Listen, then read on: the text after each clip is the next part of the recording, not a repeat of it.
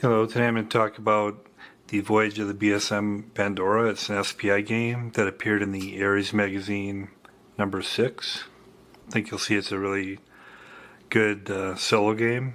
It's pretty hard to find out there, but I think there are digital archive versions you can print and play. Obviously the cover art is nice and really evokes the theme of strange aliens, and the good guys are trying to capture them. Shows some theme here. I assume this is one of the crew members of the Pandora looking at an alien insect. Voyage of the Pandora is a solitaire game of interstellar exploration. The player controls the biological survey mission Pandora, BSM Pandora, as it travels the starways in search of extraterrestrial life forms. The player uses the crew, robots, and equipment of the Pandora to collect exotic specimens while attempting to minimize the loss of human life and return home with the Pandora intact. Voyage of the Pandora is played in 2 time scales. The length of the game or tour of duty is measured in tour months. When a single planet is being explored by an expedition on its surface, time is measured in expedition hours. The player refers to a series of events represented by the 232 paragraphs following these rules to determine the occurrences and outcomes of the journey. It's a good overview there. And the neat thing about being in Ares magazine, it gives you a lot more flavor too. It actually has a section here on Pandora tech, which is nice. Details the ship, detail the shuttlecraft. Great background. There is another game which I'll be reviewing, the wreck of the BSM Pandora, which in the Voyage home, this wreck, and that discusses that, and they can actually be played together, but that's like another good game I'll be doing. So design credits: game design John Butterfield and Edward J. Woods, physical systems graphics Redmond Simonson, game development John Butterfield. So since it's a magazine game, it doesn't include dice, but I'll be using some SPI dice from another game I have. Then counters, got a lot of counters, standard 1/2 inch by 1/2 inch. A lot of them are 2-sided. There's 7 characters, 4 bots, 21 tools, 39 creatures, 5 artifacts, and 24 game markers. First of all, the characters. You have a nav officer, medical officer, science officer, maintenance officer, chief officer, the ground survey officer, and the weapons officer. So each of the characters have descriptors. They have the capture combat, described here, kill combat, weight, port, and speed, shown here. And on the reverse side, they have their ratings when they're indicating they have an enviro rig they're wearing, which is a suit, and then the ratings with that. And when you start out, so you keep track of them on this crew log here, and then you also keep track of the creatures on the attribute and victory log here. On the crew, you roll for their intelligence, and then you also keep track of their endurance. Then the bots and tools on the crew log keep track of how many are available of the different types. You check them off if they're need repair or they're destroyed. And then the creature attribute, keep track of the creature name, intelligence, combat, aggression, speed, and victory points. So sample bots are shown here. And then they have a flip side that shows that they're damaged. They have a capture combat, kill combat, weight, port, and speed. And the type of bots are the Specibot, Recon Bot, Ambot, and Imrabot. Tool counters shown here.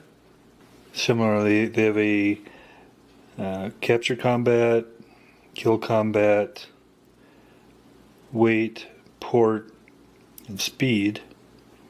So different tools. Arm rig must be worn by a character when it is in a corrosive atmosphere. So it is not ported by the character it wears, but it added to the character weight when over a shuttle. When you wear it, all the ratings are used instead of the character's corresponding ratings. The stun bomb may be used in combat against creatures. Its combat ratings replace those of the character using it. Once used, a stun bomb is considered destroyed. Net gun may be used in combat against creatures. It may not be used underwater. Climb kit reduces the time expended to enter mountain and cliff hexes in an environment when an expedition is on foot. Neural scan may be used in combat against creatures. Turbo laser may be used in combat against creatures. Bot kit may be used to repair damaged bots during an expedition.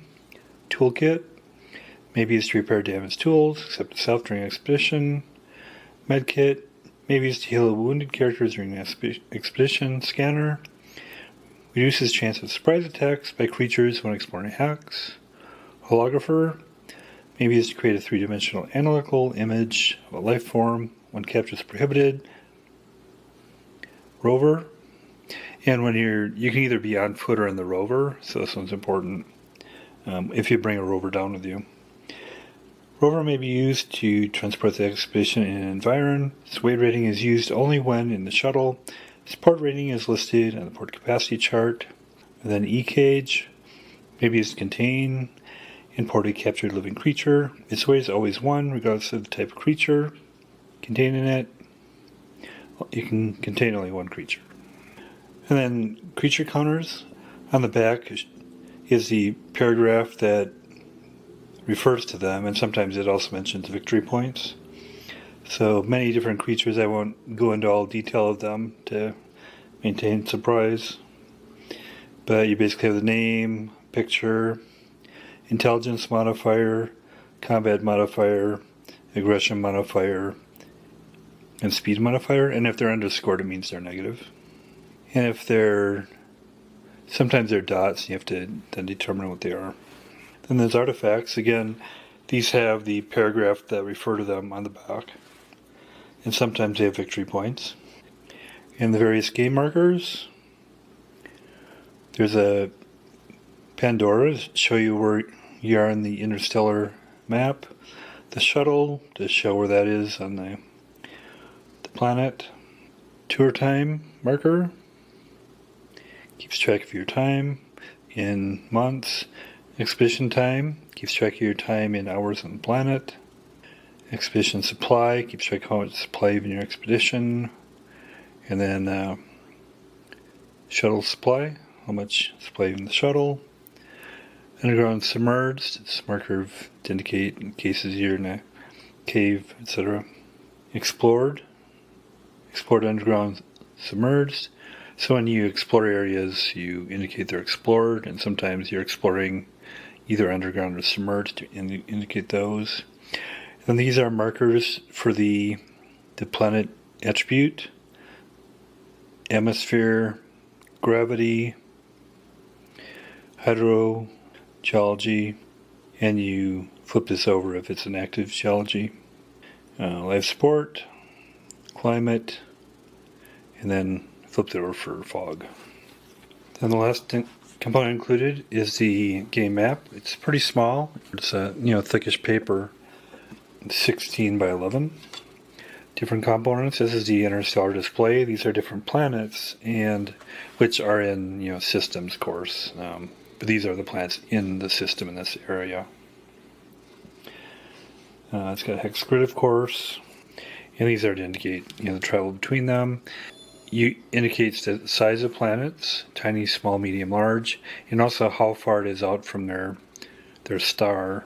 Close, biosphere, far remote. That's the entry point.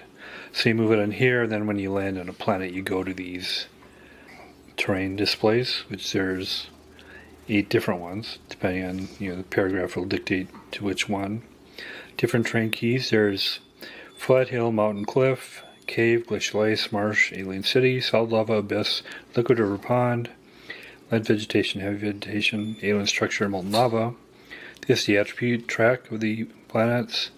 It's displayed to show when you go down what stays in the shuttle, what's on the rover, and if something's on foot. Here's the time supply track to keep track of the different time and supply elements.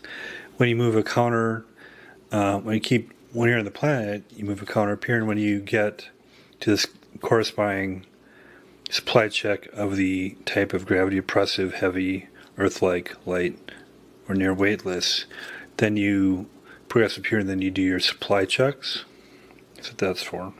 It's a very nice map. Like I said, it's kind of small, but it's very well done. And the charts and tables used in display, there's the interstellar event table, where you roll a couple dice and figure out what paragraph you go to. Planet table, so based on the planet, you roll die to see what paragraph you go to. Port capacity chart, it shows how much the various items can carry in the different gravity environments, the shuttle rover and character about our tool. Exploration matrix, one column is a die roll, the other is a die roll, and it goes to the paragraph. Die modifiers: 1 if hasty movement has just been conducted, 1 is subtracted from each die result. Modifier result of less than 1 is treated as 1. If an alien city hex is being explored for the second time, 1 is added to each die roll result. Modified result of greater than 6 is treated as 6. The terrain effects chart, the terrain type, supply modifier, and then hours expended from entering on foot, by rover exploring. P is entry is prohibited. Dash is no effect or not applicable. A, if the expedition has a climb kit, mountain hex costs 2 and a cliff hex costs 3, no effect on rover movement and exploration. If a fog is in the environment, each hex costs 1 extra to enter and 2 extra to explore. In the encounter strategy table, you roll and die, you modify die results for if communication is chosen, add the creature's intelligence modifier, subtract the absolute value of its aggression modifier. 2 if captured, killed, chosen, add the creature's intelligence to aggression modifier to the die result. 3 if flee is chosen, add the creature's aggression modifier to the die result. And then, depending on whether you're communicating, capture, kill, or fleeing, go to the paragraph. Creature rating table, roll 2 dice and add the modifier, and this will give you a rating for an attribute. Combat results table, so you look at your differential and you may shift columns. Results are: A is creature is captured or killed, as declared, damage point is incurred. B, creature is killed, 2 damage points, or creature is captured, 4 damage points. Creature is killed, 4 damage points, or creature is captured, 8 damage points. Creature is killed, 8 damage points, or creature escapes, capture, damage points. Creature escapes kill, 8 damage points, or creature escapes capture, 12 damage points. Then victory condition. Victory in Voyage of the Pandora is determined by the number of victory points. The player gains VPs for the following. 1 VP is earned for each creature attribute that's recorded in the creature attribute log. 1 VP earned for each creature that is captured or returned to Pandora. Certain creatures are worth additional VPs if captured or returned to Pandora, as on the back of the counter. Artifacts that are acquired and returned to Pandora are worth a number of VPs listed in the back of the counter. 1 VP is earned for each planet that is explored, regardless of what's found there. Certain paragraphs describe other methods by which the player may gain VPs. The player loses VPs for the following items. 10 victory points are lost for each character who is killed. 1 VP is lost for each endurance point that the striking character has lost at the end of the game. Endurance points lost during play that are subsequently regained by healing are not counted for this purpose. 1 VP is lost for each bot or rover that is damaged or destroyed at the end of the game. 1 VP is lost for each type of tool listed on the Pandora crew log that is totally expended. All available of that type are damaged or destroyed at the end of the game. 5 VPs are lost for each month beyond the chosen tour of duty, for the Pandora remains on the interstellar display. The number of VPs lost is subtracted from the number of VPs gained to determine the VP total. If the VP total is more than twice the number of months in the chosen tour of duty, the player wins. If the VP total is twice the number of months in the tour of duty or less, the player loses. Sort of setup. Got the map and player aids here. So you can go with a 10, 20, or 30-month mission. I'm going with a 10-month mission, so I'll set the tour time marker there. Then the atmosphere, life support, gravity, hydrograph, climate are set in the leftmost area here. It's a little bit tight, but I think I can make that work. Pandora is set on the entry point. And expedition time, expedition supply, shuttle supply, they say set in the leftmost area. I'll start it here for now. Everything else is set off to the side for bringing into play later. And then you roll for the intelligence of each of the 7 crew. On a roll of 1, it's a 6. 2 to 3, it's a 7. 4 to 5, it's an 8. And a 6 is a 9. So fortunately, I got a fairly intelligent crew. Commander's 8. Medical officer's 9. Navigator 7. Maintenance officer 7. Ground survey officer 8. Science officer 8. Weapons officer 8. So that's probably a good thing. Then we'll get into play.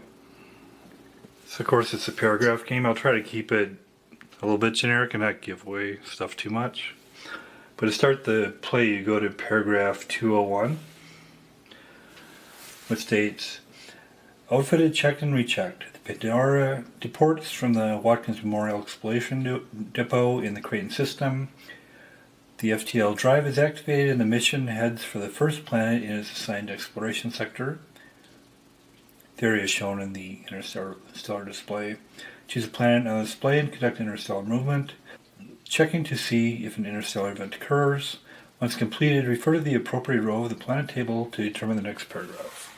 So interstellar movement, he's going to be going to Mephisto, which is 2. Checks to see if there's an interstellar event. If he gets a 2, an interstellar event occurs.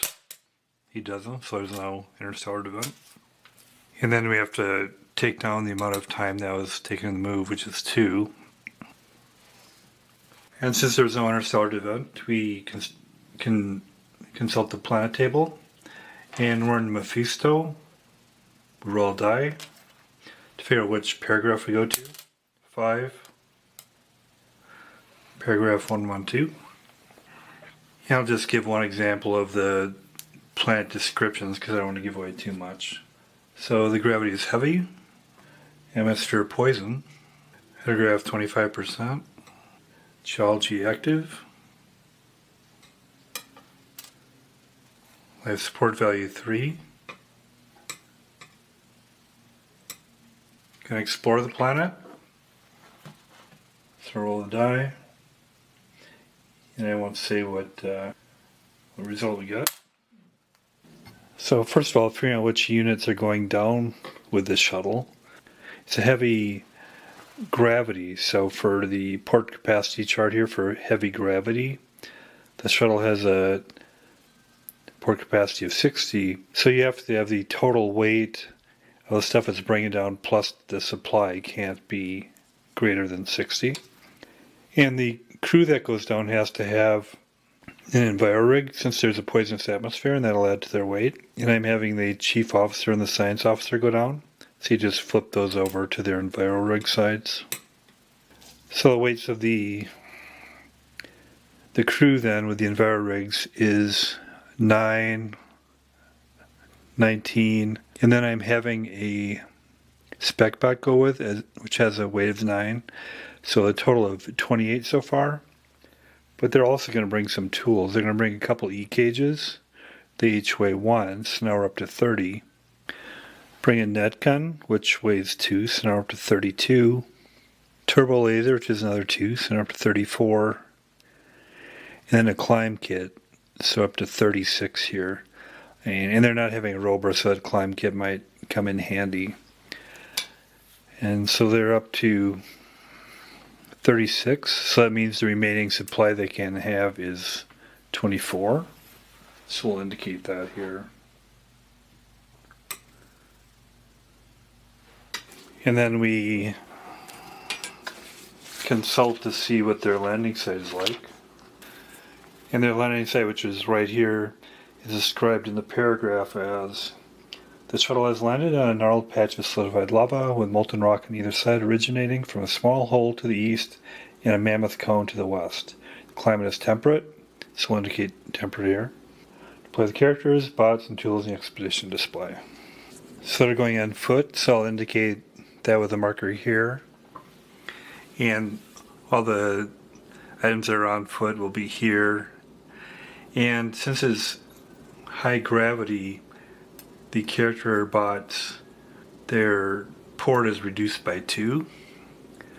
So normally the CO and SO would have a port of 5, but since it's reduced by 2, they can only carry 3.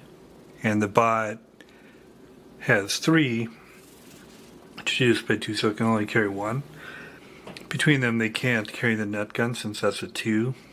So they'll be leaving that on the shuttle for now. They might come back if they need that later. CO is a turbo laser, an E-cage. SO has a climb kit and an E-cage.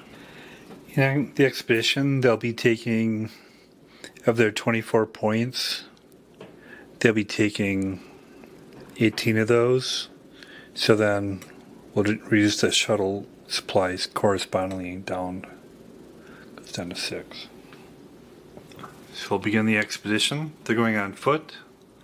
They're in flat terrain, and we're going to explore.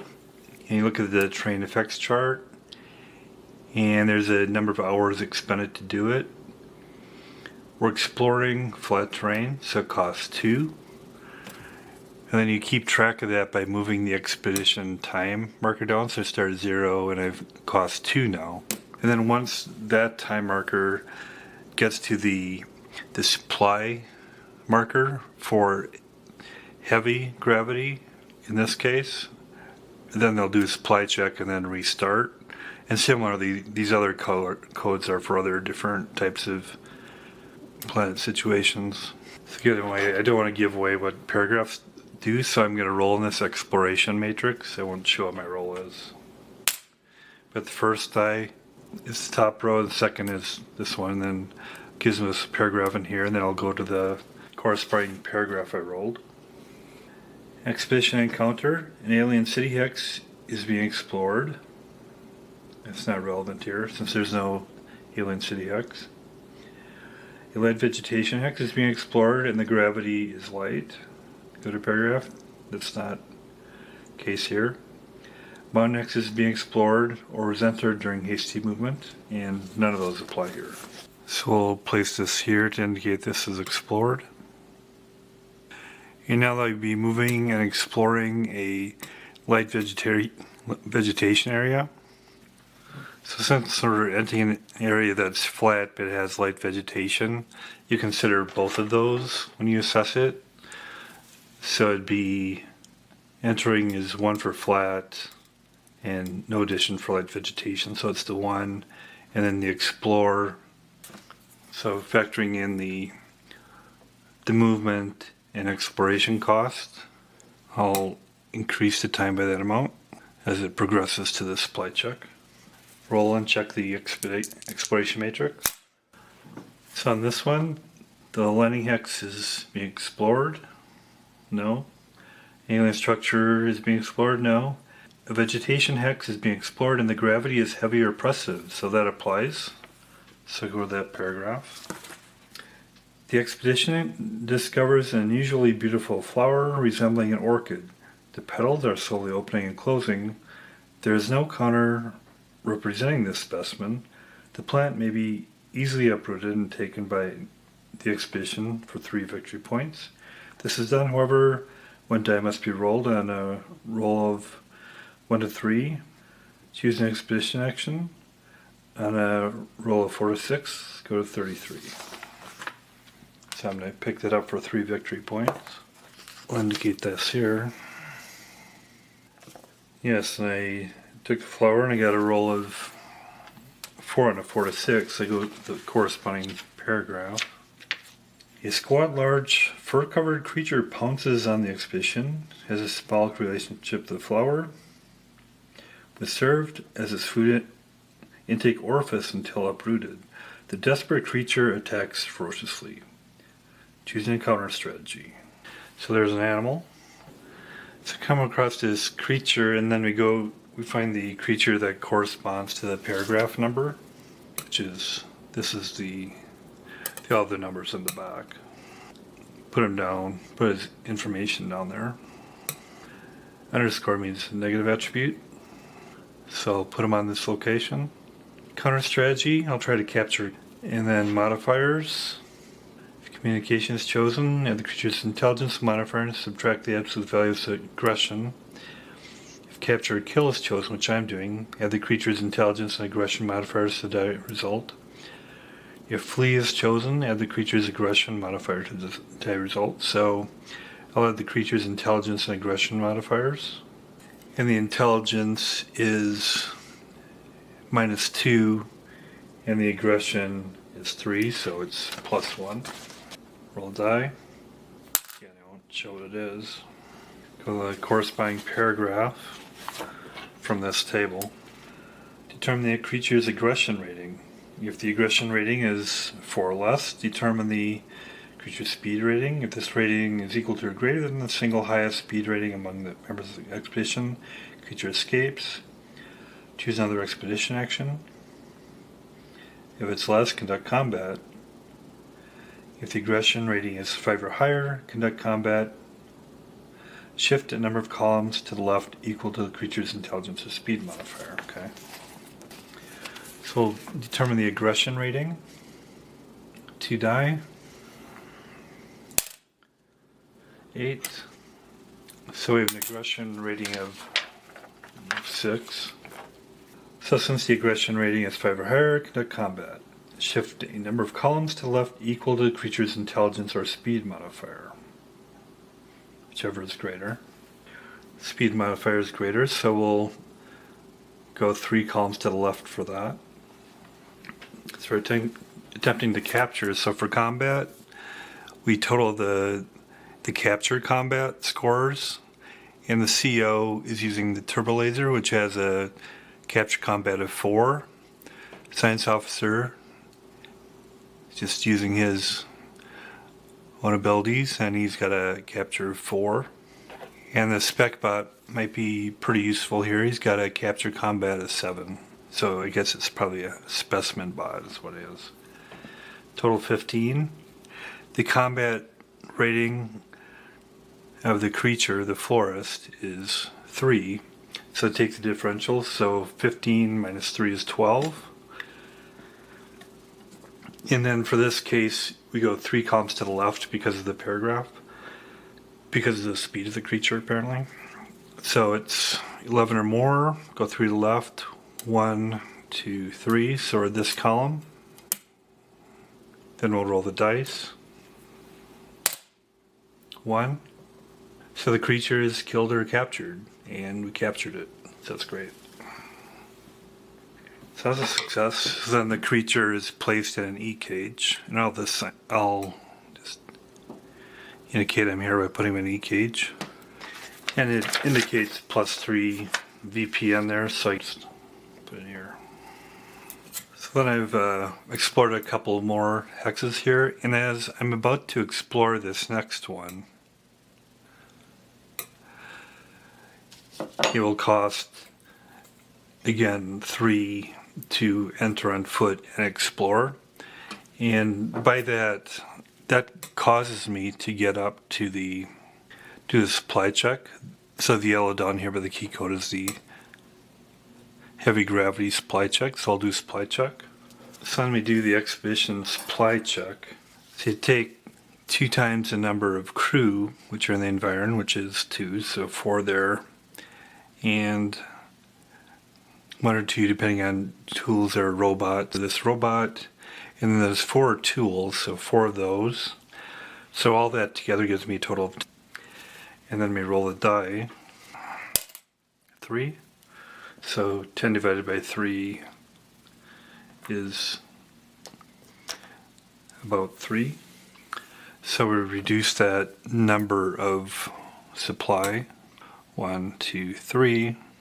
And then also we look at the life support modifier, which you look at the terrain.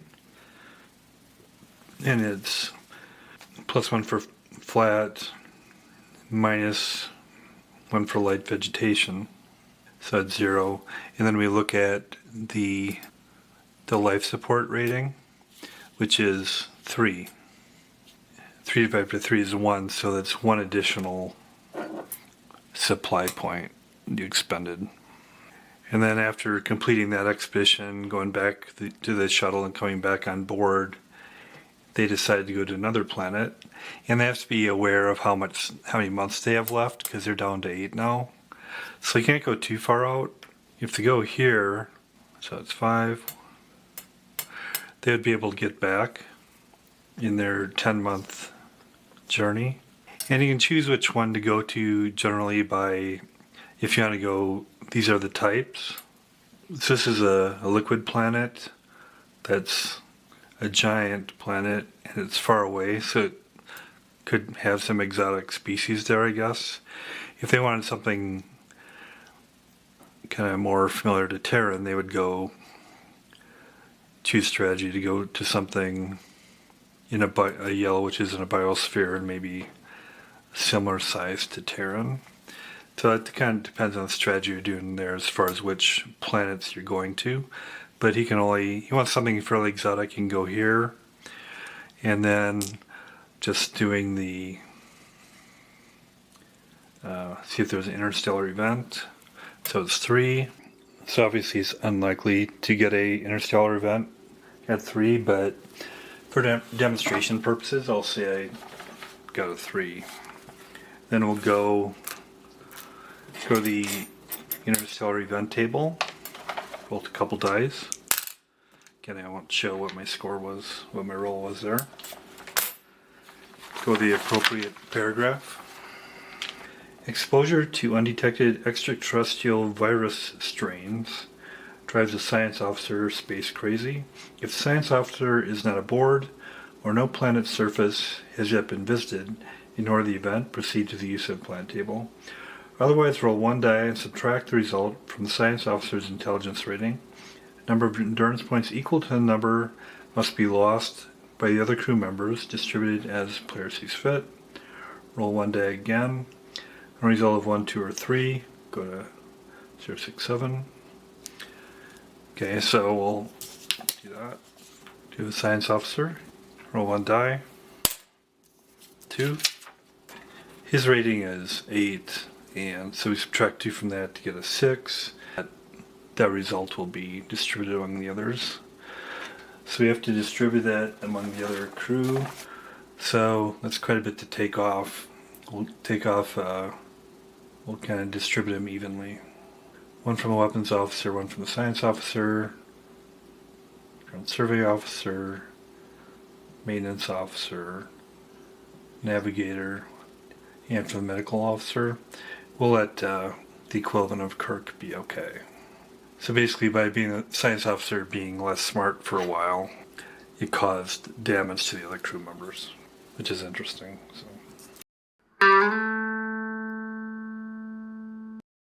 So that's Voyage of the BSM Pandora, a solo game from SPI, appeared in Ares magazine, 1981. Excellent game. It's quite extraordinary, I think, in that all sorts of decisions you can make. Like the paragraph form gives you a lot of sense of being in there. You have planetary exploration, you have stellar exploration, combat. You have to choose what crew's going to go down, what the encounters are. You capture aliens.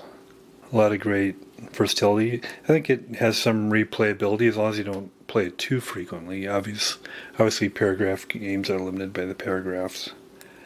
So it's obviously got a lot going for it. I'll give it a 9 out of 10. If we're bigger and more expansive, then I'd give it 10, but it already merits a 9. Great game. I'd definitely recommend it. Voyage of the BSM Pandora from 1981. Thanks a lot.